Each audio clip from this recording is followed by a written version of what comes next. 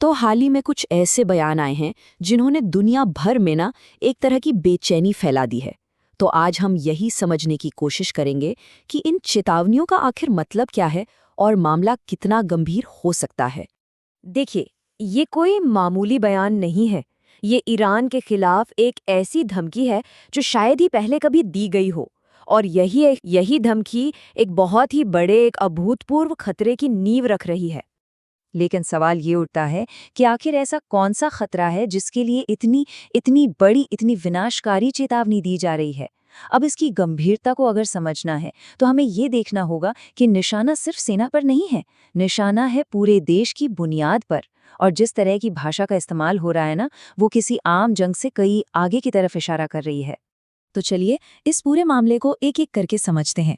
सबसे पहले देखेंगे कि ये बड़ा खतरा क्या है, फिर एक हमले का क्या असर हो सकता है और आखिर में जानेंगे कि इसका पूरी दुनिया पर क्या असर पड़ सकता है।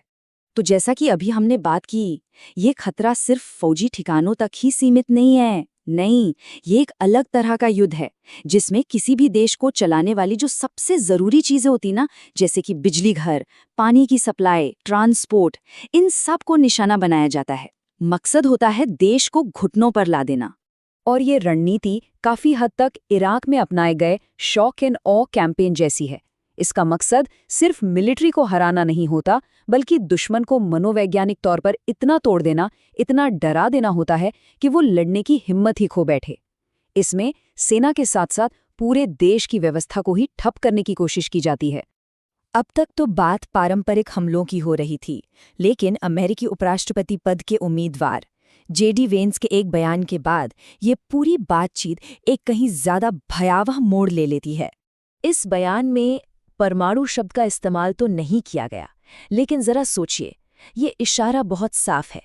ये उस एक हथियार की तरफ इशारा है जिसका अब तक इस्तेमाल नहीं हुआ है। ये एक छिपी हुई धमकी है जिसने रातों रात बातचीत का पूरा रुख ही बदल दिया।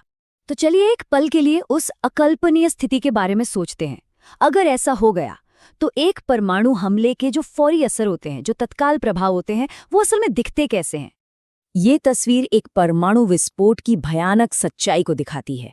मतलब जहां बम गिरेगा वहां तो पल भर में सब कुछ भाप बन जाएगा, सब राख हो जाएगा, और फिर उसके बाद जहरीले कण हवा के साथ दूर दूर तक फैलेंगे, एक ऐसी अदृश्य मौत बनकर जिसका कोई इलाज नहीं। अब क्योंकि ईरान भारत से बहुत ज्यादा दूर नहीं है, तो उसके पड़ोसी देशों के लिए और हमारे लिए भी एक बड़ी चिंता इस रेडियोधर्मी फॉलआउट यानी जहरीले कणों के फैलाव की है। तो अब सवाल सीधा सा है, क्या ये रेडियोधर्मी बादल, ये जहरीला धुआं भारत तक पहुंच सकता है? आइए इसको जरा विज्ञान के नजरिए से समझने की कोशिश करते हैं। देखिए, विज्ञान ये कहता है कि सामान्य हालातों में तो ये खतरा ईरान और उसके बिल्कुल करीबी पड़ोसियों जैसे पाकिस्तान तक ही सीमित रहेगा। लेकिन अगर हालात बहुत ज्यादा खराब हुए, मौसम बिल्कुल बिगड़ गया और तेज हवाएं भारत की तरफ चली, तो चेर्नोबिल की तरह कुछ हल्के कण यहां तक पहुंच तो सकते हैं, पर उनकी मात्रा इतनी कम होगी कि उनसे सेहत पर कोई बड़ा असर पड़ने की आशंका लगभग ना के बराबर है। तो सीधी सी बात यह है कि रेडिएशन का यानी विकिरण का सीधा खतरा बहुत ही कम है, लेकिन असली खतरा कुछ और है, और वो कहीं ज्यादा बड़ा है। जी हाँ, असली खतरा रेडियोधर्मी नहीं है, बल्कि आर्थिक और भू राजनीतिक है। ये वो झटके हैं जिनकी लहरें पूरी दुनिया महसूस करेगी, मीलों दूर बैठे हुए भी। और यही इस पूरी चर्चा का सबसे अहम नतीजा है कि इस तरह के संघर्ष का जो दूसरा असर होगा, जो सेकेंडरी इम्पैक्ट होगा, वो हजारों किलोमीटर दूर भी बहुत गहराई से महसूस किया जाएगा, और इसकी संभावना भी बहुत ज्यादा है। सबसे पहले बात करते हैं ऊर्जा संकट की। मिडिल ईस्ट में एक परमाणु हमला कच्चे तेल की कीमतों को आसमान पर पहुंचा सकता है।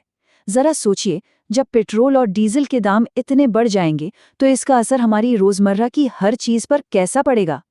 और इसके बाद जो घबराहट फैलेगी वो पूरी दुनिया की अर्थव्यवस्था को हिलाकर रख देगी। शेयर बाजार लगभग तुरंत ही क्रैश हो जाएंगे और दुनिया भर के निवेशकों की सालों की कमाई मिनटों में डूब जाएगी। और इसका असर सिर्फ शेयर बाजार तक नहीं रुकेगा, महंगाई आसमान छूने लगेगी, देश का एक्सपोर्ट ठप हो जाएगा, रुपए की कीमत बुरी तरह गिरेगी, और सबसे बड़ी चिंता की बात, मिडल ईस्ट में काम कर रहे जो लाखों भारतीय हैं, उनकी जिंदगी और रोजगार दोनों पर खतरा मंडराने लगेगा। लेकिन क्या होगा अगर ये संघर्ष सिर्फ एक हमले पर ना रुके? अगर ये बढ़ता गया तो इसका जो सबसे भयानक, सबसे चरम नतीजा हो सकता है, उसे न्यूक्लियर विंटर या परमाणु सर्दी कहा जाता है। ये एक बहुत ही भयावह स्थिति है। इसमें होता ये है कि कई परमाणु विस्फोटों से जलते हुए शहरों की इतनी ज्यादा राख और धुआं उठता है कि वो हमारे वायुमंडल में बहुत ऊपर जाकर एक मोटी चादर बना लेता है, और ये चादर सूरज की रोशनी को धरती तक आने से ही रोक देती है। और इसका नतीजा बहुत सीधा और बहुत भयानक है।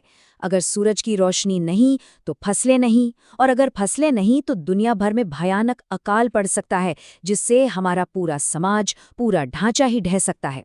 इंसानियत अपने सबसे मुश्किल दौर में पहुंच सकती है। तो आखिर में ये सब हमें एक बहुत ही गंभीर सवाल पर लाकर छोड़ देता है। आज की दुनिया में जहां हर देश एक दूसरे से इतनी गहराई से जुड़ा हुआ है, क्या कोई भी देश सच में किसी दूसरे के युद्ध के परिणामों से खुद को अलग रख सकता है?